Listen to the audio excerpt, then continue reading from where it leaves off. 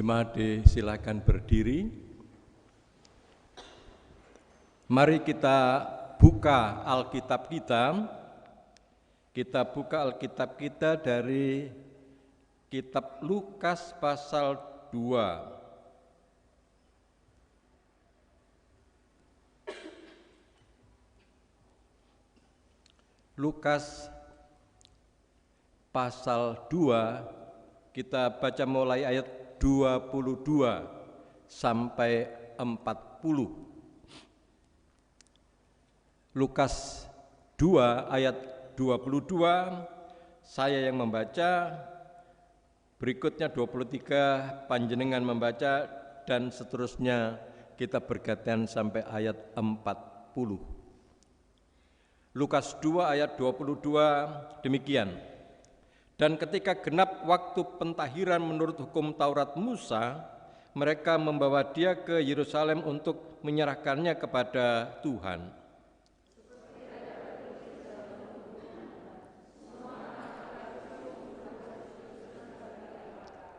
Dan untuk mempersembahkan korban menurut apa yang difirmankan dalam hukum Tuhan, yaitu sepasang burung tekukur dan 2 ekor anak burung merpati.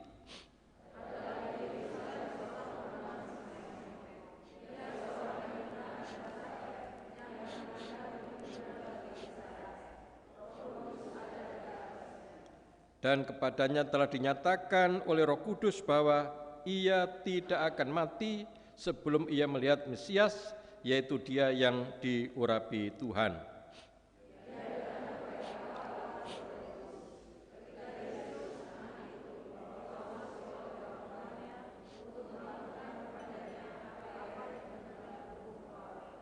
Ia menyambut anak itu dan menatangnya sambil memuji Allah, katanya,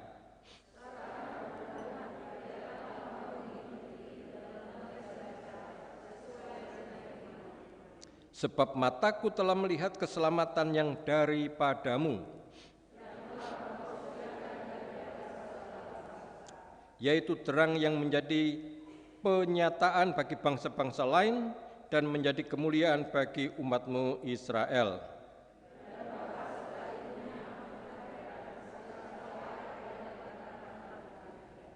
Lalu Simeon memberkati mereka dan berkata kepada Maria, ibu anak itu, sesungguhnya anak ini ditentukan untuk menjatuhkan atau membangkitkan banyak orang di Israel dan untuk menjadi suatu tanda yang menimbulkan perbantahan.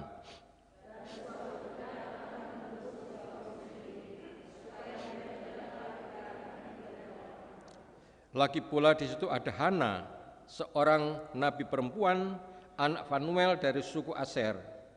Ia sudah sangat lanjut umurnya. Sesudah kawin ia hidup 7 tahun lamanya bersama suaminya.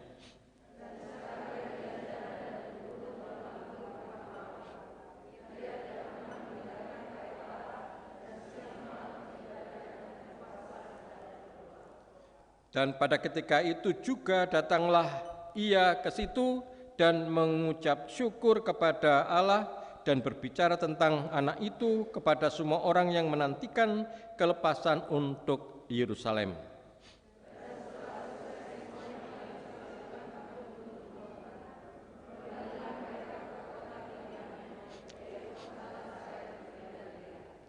Anak itu bertambah besar dan menjadi kuat, penuh hikmat, dan kasih karunia Allah ada padanya. Jemaat yang dikasihi Tuhan, yang berbahagia ialah mereka yang mendengarkan sabda Allah dan yang memeliharanya. Amin.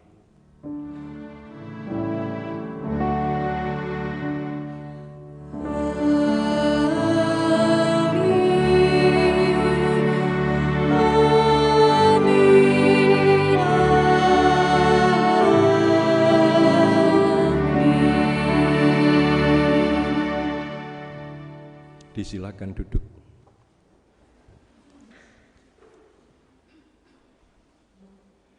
Ibu bapak dan saudara-saudara yang dikasihi Tuhan, mengalami hidup di tanggal 31 Desember seperti hari ini, mungkin bagi kita semuanya itu bukan pengalaman baru. Kita sudah pernah mengalami hidup di tanggal 31 Desember tahun lalu. Kita pernah juga mengalami hidup di tanggal 31 Desember tahun sebelumnya lagi dan seterusnya. Jadi tanggal 31 Desember ini, hari ini, anggap saja ini reuni. Tapi kita tambah tua. Pertanyaan saya kepada panjenengan, apakah yang hari ini harganya turun, khusus tanggal 31 Desember? Para pedagang, tolong memberitahu, apa yang hari ini harganya turun? Apa? Ya, saya enggak ngomong Lombok dan seterusnya. Tapi ada yang luar biasa turunnya, Bapak Ibu. Mungkin panjenengan juga tahu, tetapi panjenengan sungkan mau bicara. Saya beritahu saja.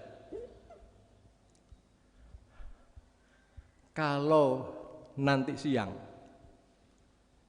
panjenengan masuk hotel,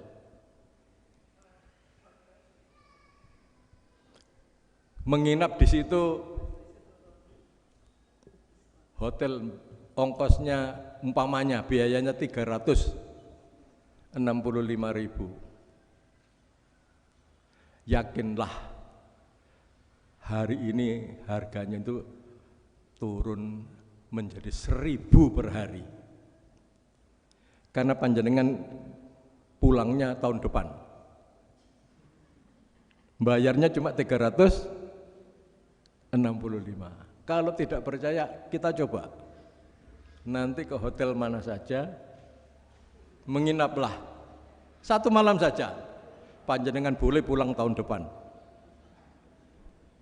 Dengan ongkos hanya 1 hari.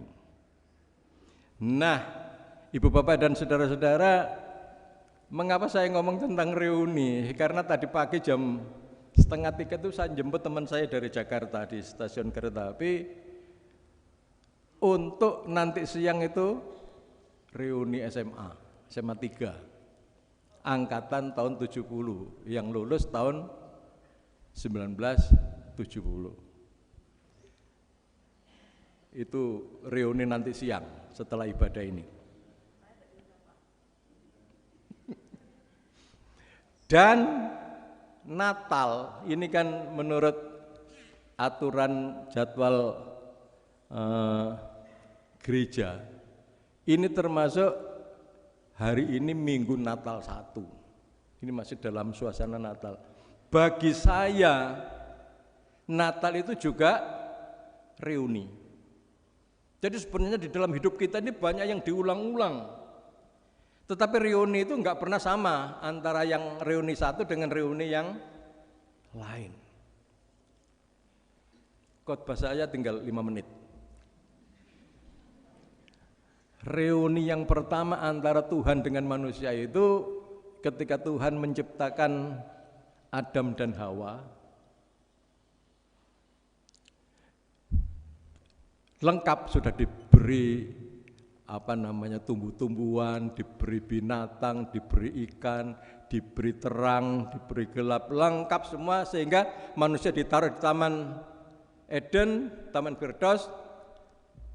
Silahkan kamu menguasai semuanya asal tidak makan buah di tengah taman. Saya tidak usah cerita seterusnya. Tuhan statusnya pencipta dan pengawas. Manusia statusnya adalah penerima mandat atau mandataris. Itu pertemuan yang pertama antara Tuhan dengan manusia menurut kitab Kejadian. Tetapi Ibu Bapak dan Saudara-saudara, ketika Tuhan sama manusia itu reuni, Tuhan ketemu lagi dengan manusia di Bethlehem. Tuhan tidak lagi berstatus pencipta dan tidak lagi berstatus pengawas. Tuhan menjadi sahabat. Tuhan menjadi saudara.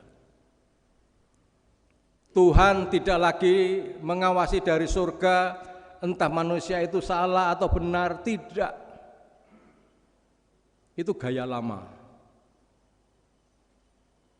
Cara kerja baru dari Tuhan ialah Dia hidup bersama manusia, ngalami hidup persis seperti kita, pernah dikandung 9 bulan, pernah jadi bayi yang tidak bisa apa-apa, mengalami masa kanak-kanak, remaja, dan seterusnya.